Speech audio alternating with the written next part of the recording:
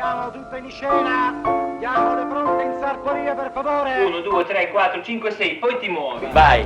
Motore. Azione. Alza un pochino la testa. Stai indietro all'inizio. Adesso guarda in alto la sua, alzi verso di me. Guarda sempre la mia mano. Non vi va come vi guardo? Non vi guardo. Non vi guardo. Giriamo. Buonasera, grazie.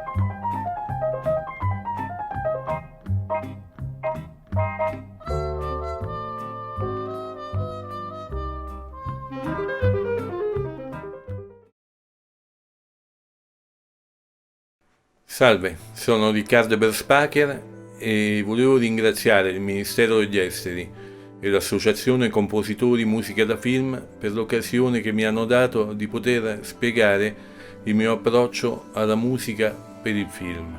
Ho avuto la fortuna di lavorare con grandi registi e ogni lavoro con loro ha arricchito la mia ottica musicale, mi ha dato nuove idee, un nuovo modo di approcciarmi. E ogni volta è così, ogni nuovo film è un episodio a parte e non vanno mai sottovalutati, anche se l'obiettivo commerciale può essere limitato. Bisogna partire dal presupposto che la musica in natura non esiste. Fare la musica di un film è dare un'amplificazione alle emozioni che stanno nel significato stesso dell'opera. Nello stesso tempo dare una spinta emotiva, una ricerca musicale, un atto artistico e anche un po' di mestiere. Il primo passo è comprendere a fondo la sceneggiatura seguendo le indicazioni del regista e tenerne grande conto perché solo lui sa qual è il vero senso di tutta l'opera. Questo segna lo stile musicale del film, che può essere di vario genere, classico, misto, anche jazz, big band, vari stili, rimanendo sempre con la propria identità musicale. Questo perché la musica cambia completamente la percezione del girato. Noi vediamo una cosa ma ne percepiamo un'altra con la musica. Per questo vi faccio un esempio sulla scena di un film, prima con la musica originale, poi con una musica comica e alla fine con una musica di stile veramente differente a cui lascio a voi l'interpretazione.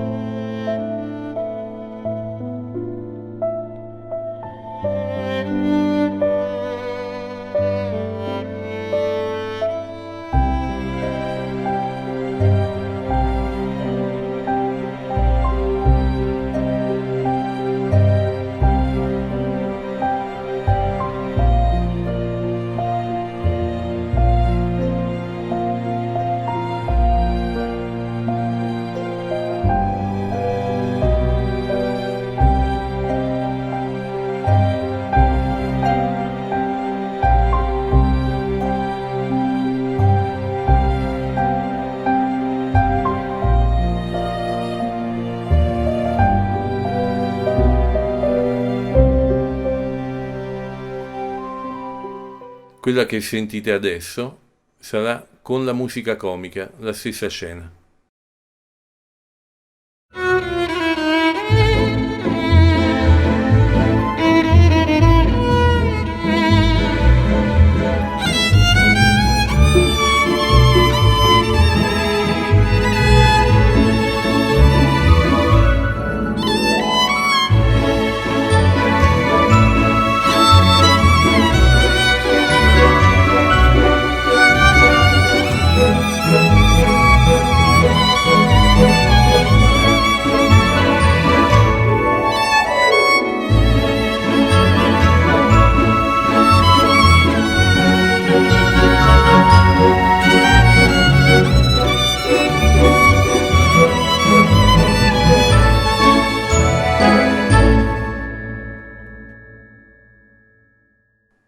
Adesso, invece, ascolterete con una musica di uno stampo piuttosto inquietante.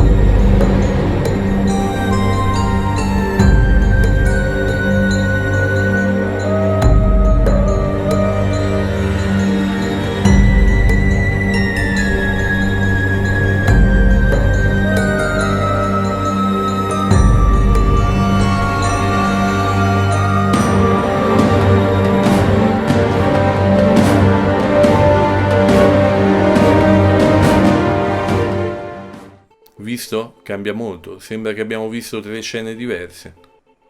Noi musicisti ogni tanto ci prendiamo la libertà di proporre qualcosa che non ci hanno chiesto. Delle volte dicono bravo, complimenti, non ci avevo pensato, altre volte dicono bravo, non hai capito niente. La cosa si complica quando il produttore e il regista non sono d'accordo su che stile musicale utilizzare per il film. A quel punto conviene stare in religioso silenzio, ascoltare attentamente e trovare una soluzione che metta d'accordo le due anime del film, la produzione e la regia, possibilmente facendo bella musica. Adesso vorrei mostrarvi cosa vuol dire agire in contrasto con l'immagine musicalmente, nel senso commentare la scena con una musica che apparentemente non ha nessuna connessione con il girato. In questo caso la musica diventa protagonista assoluta e stravolge completamente il senso e la realtà di quello che noi vediamo. Prima la musica originale.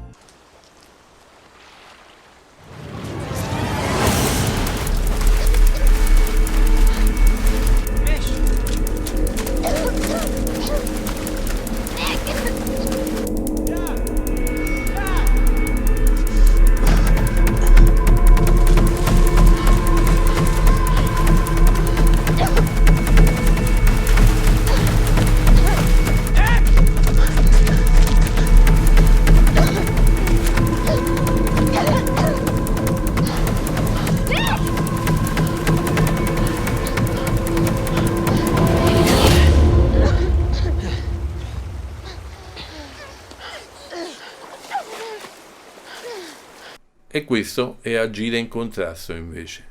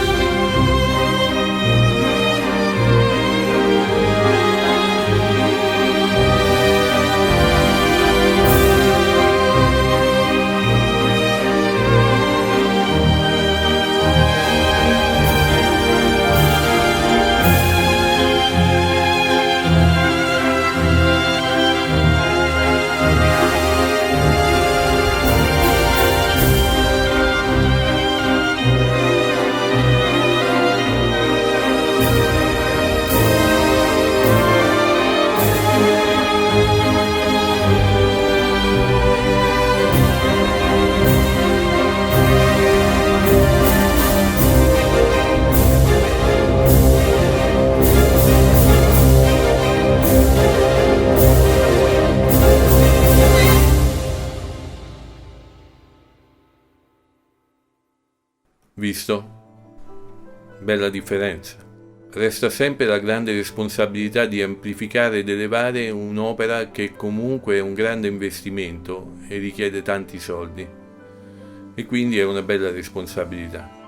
Alle volte il film ti viene facile perché parla da solo, a te che sei particolarmente in sintonia. Altre volte, pur essendo un grande film, non sei in sintonia e ci devi entrare e quindi fatichi molto di più.